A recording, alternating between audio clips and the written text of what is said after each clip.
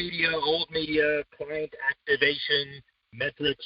Can't do any better than having the guest we have today, Judy Edelman, the global client partner, a global client partner in the Client and Agency Solutions team at Google, heading a number of teams as the one-stop shop for marketers and agencies, a number of different advertisers that she has relationships with, P&G, GM, Ford, Coke, McDonald's, a whole bunch of them that she has an incredibly diverse portfolio that deal with sports and entertainment and global media. Nobody better. Julie, how are you? I'm doing great. How are you? Wonderful. Thank you for this. First, let's talk a little bit about your job and what you do on a day-to-day basis. Obviously, there is a $35 billion or so brand portfolio that you have the responsibility for being involved in and overseeing the marketing operations for the company. Tell us more about that. Actually, that was the last job that I had at P&G. So I left P&G about 5 years ago, and I've been at Google for 5 years as one of the global client partners. The job that I had previous to that, I was leading marketing operations across North America for P&G. So I made the transition about 5 years ago, and one of my clients is now Procter & Gamble. And I also work with other amazing, iconic brands and companies like Coke, McDonald's, GM, Ford, and Fiat Chrysler. And what we do is to work with their teams around the world to determine how they can best use Google's products or Google's combinations of products to better meet their customer business objectives. So we have things like, you probably know, Google Search, obviously. We've got YouTube, we've got Google Marketing Platform, and then other products that maybe people don't think of, like Google Maps and Waze, that we combine together to help them meet their business objectives. A really important entrepreneurial strategic perspective and a good save. You know, the working with P&G, by the way, and their brand portfolio is great. Little older description for me, but obviously use that experience with your Google portfolio now, and it's all the better for it. Talk a little bit about the 2018 Women in Sports Summit. It was in Newport Beach. You spoke about global sports mentoring around the world, and you also serve as a mentor for the ESPNW Global Sports Mentoring Program. Talk about the program and why you think it's so important. Yeah, it's one of my favorite things that I do. So the Global Sports Mentoring Program was founded by then Secretary of State Hillary Clinton and ESPN. And what it does is provide opportunities for women around the world from countries outside of the U.S. to spend time here in the United States learning from a variety of people. They learn from the State Department. They learn from Fortune 500 companies, organizations like the NCAA, the Women's Tennis Association, etc. This is the 8th year of the program, so there's been almost 150 women who have participated in this program over the last 8 years. And each of the women has either some sort of nonprofit that they lead in their home country or a project that they're working on that either involves girls or women in sports. They apply for the program through their consulate. It's a very competitive program. They're selected, and then they come to the U.S. for 5 weeks. They start with an immersion program in Washington, D.C., just to better understand what the U.S. is about, being trained on how they're going to develop action plans. And then they bond with their other sisters. So they're called Global Sports Mentoring Program sisters or delegates. And there's between 15 and 20 each year. The delegates, after they are in D.C. for about a week, they then spend 3 weeks with the companies that are sponsoring them.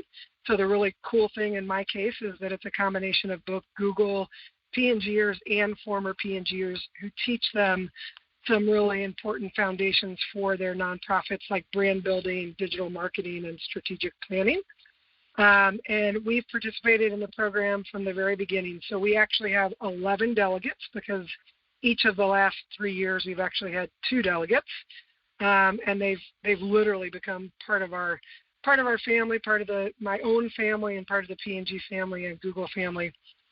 After they spend time with their sponsoring organizations, so Google and P&G for my example, they then go back to Washington, D.C., they present their action plans to the State Department, and then they return back to their home country, in a much better prepared way to be able to implement their action plans and be able to work with associations and companies and universities in their home countries to be able to bring those action plans to life.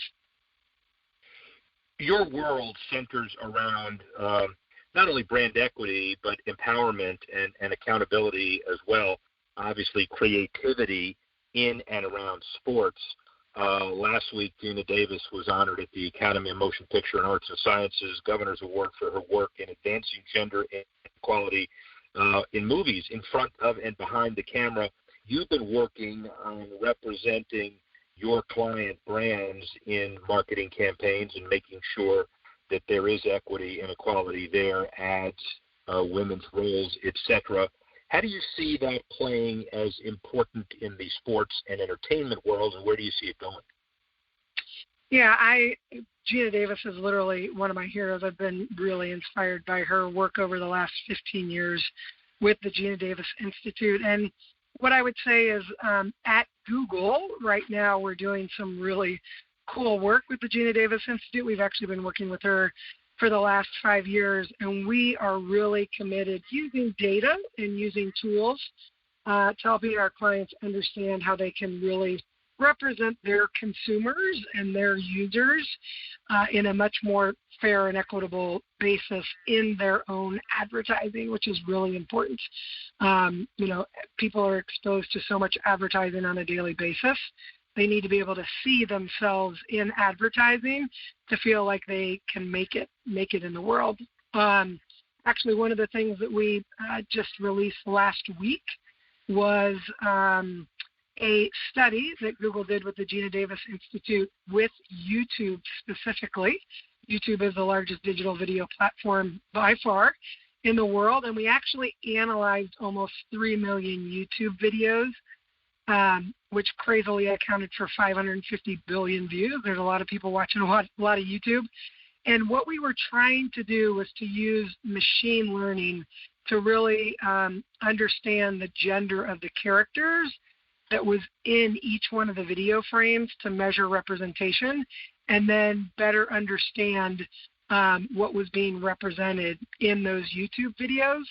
And what we found, very importantly, is that there is a gap in screen time between male and female characters, but people are actually more likely to stay engaged and watch video ads that feature females as much as they feature males. So this is something that's really important to talk to marketers about, whether it's with sports or with entertainment or movies or whatever the product is that they're trying to sell, to make sure that gender is equally represented in their creative. So we're really excited about some of that work. The Association of National Advertisers, or ANA, which is the biggest advertising association in the United States, has an initiative that's called See Her, and it's really all about getting women in front of the camera and being represented.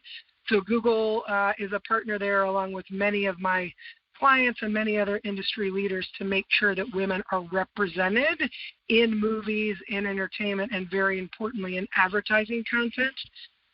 Because I definitely believe that you got to see it. You got to see it to be it, and we need to be able to have that not only in advertising but in sports, all aspects of sports. So in the management of sports associations, of sports teams, and female coaches, and very important in athletic directors in the NCAA.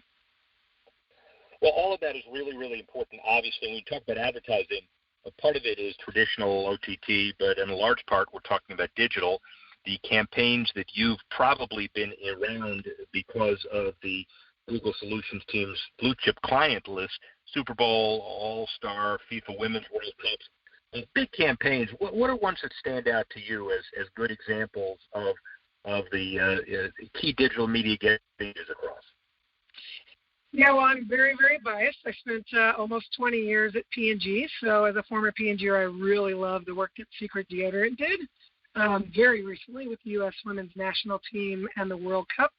So what they did was basically make a donation of, I think it was like $529,000 to equivalize the pay for the women being the champion of the World Cups to the men's team. And then they creatively used that throughout all different aspects of their social media with influencers. And then they also took a full page out in the New York Times to really create buzz around that campaign. So the impressions that they got and the payout that they got from that campaign, and it actually has led to higher sales, is an example where I think you can be really creative in what the core of your idea is, the core of the campaign execution, and then be able to activate it really throughout all channels. And it doesn't necessarily need to be, a World Cup advertisement or a Super Bowl commercial. It's going to reach a lot of people and open a lot of minds and hearts.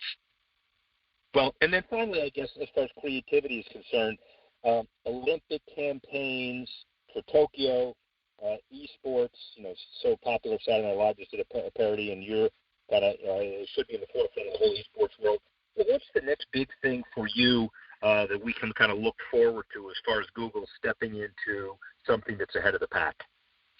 Well, what I would say is obviously the Olympics is the biggest event globally in 2020, and Google across the board and YouTube is really excited to be able to partner with many of our advertisers to be able to capitalize on all of the Google searches and all of the YouTube searches that will be happening because of the Tokyo Olympics. So two of my biggest clients, P&G and Coca-Cola, are major Olympics partners. So we are working very collaboratively and very in-depth with them right now to really understand what they should be doing, look at consumer insights based on data, and then also thinking about new and different technology that we will be able to use on the ground in Tokyo, which is a very forward-leaning market in terms of technology, but then also being able to beam that around the world with our, really high-reaching YouTube audience that we have. So we're extremely excited about that, and we're literally working on that this week.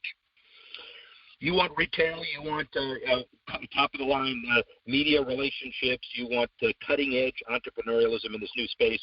Julie Edelman is the person for you. Rick Horrow, sports professor. Speak with you in a few minutes.